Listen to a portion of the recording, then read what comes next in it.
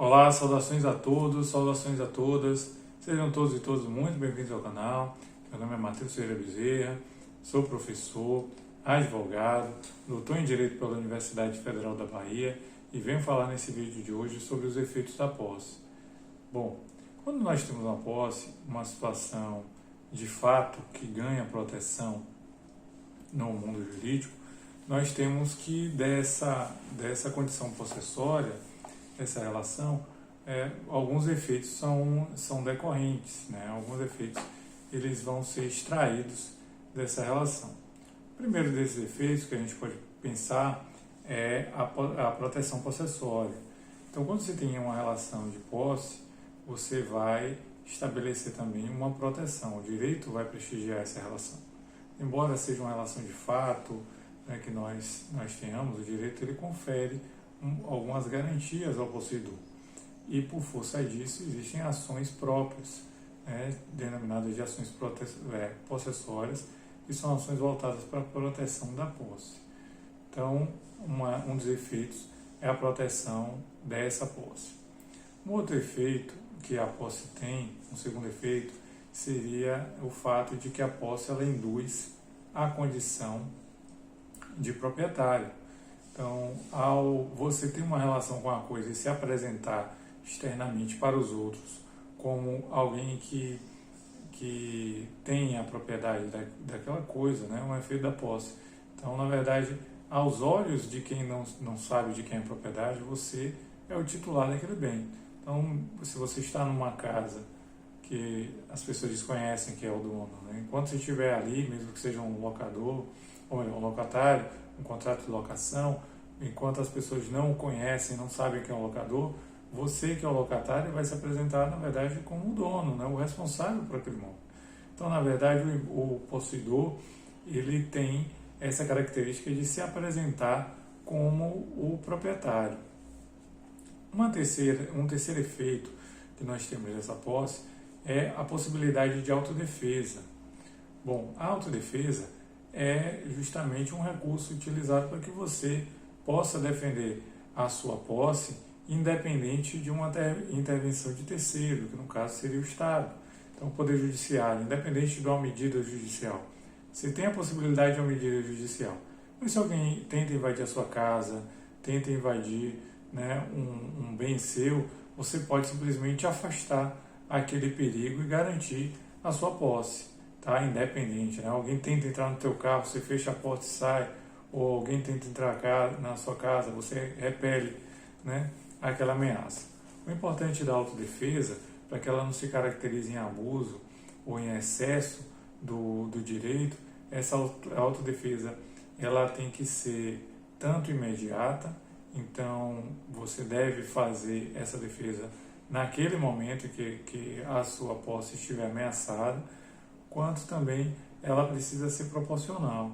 Então é necessário que ao agir repelindo essa ação, que isso seja uma medida proporcional. Tem que haver uma proporcionalidade justamente para não se caracterizar o excesso. Então, se, digamos assim, uma pessoa entra na sua propriedade e você demora 5 anos para reagir, né, não é imediato, né, então você não poderia fazer aquilo e caracterizar como autodefesa. Da mesma forma, se você usa de uma força maior, digamos, você chama várias pessoas, né, para ajudar a repelir, né, uma pessoa, e mesmo aquela pessoa se afastando, já não representando nenhuma ameaça, há uma perseguição a essa pessoa, né? Então já haveria aí uma desproporção, né, e violaria aí a proporcionalidade que deve nortear essa reação de autodefesa, né, que vai proteger a posse. Então, outra situação que nós temos é um direito de retenção. Em alguns momentos, o possuidor ele tem o direito de reter a coisa que ele possui como uma forma de garantia de que uma dívida, uma indenização, alguma questão contratual, ela possa vir a ser ressarcida. Então, muitas vezes, o possuidor ele pode reter a coisa até que seja paga, digamos, algumas ações, como as benfeitorias necessárias que foram feitas à coisa. Então, esse direito de retenção, ele também existe. Outra situação é em relação aos frutos. A posse, ela vai permitir que o possuidor ele possa colher os frutos, o possuidor de boa fé, tá? E enquanto que o possuidor de má fé, ele se responsabiliza por aqueles frutos. Então, no caso do possuidor de boa fé, ele vai se responsabilizar apenas por aquilo que ele der causa de algum prejuízo ao titular. Mas o possuidor de má fé, ele pode ser responsabilizado, a responsabilidade dele é até maior. Então, nós temos aqui que os frutos, eles poderão ser percebidos pelo possuidor de boa fé, mas não pelo de má fé, tá? Outra questão que nós temos é em relação à indenização no que tange às benfeitorias.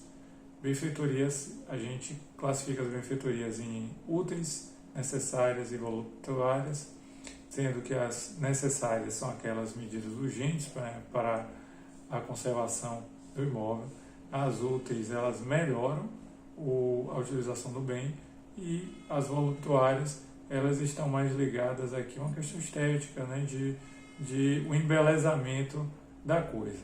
Então, essas benfeitorias, se forem de boa fé, as úteis e as benfeitorias necessárias podem ser ressarcidas, ao passo que, se for de má fé, somente as necessárias vão ser ressarcidas. As voluptuárias, no caso do possuidor de boa fé, se elas não forem ressarcidas, elas podem ser levantadas pelo possuidor de boa fé. No caso, não é obrigatório o ressarcimento, né, dessas voluptuárias, porque ela diz respeito mais a uma questão estética, né?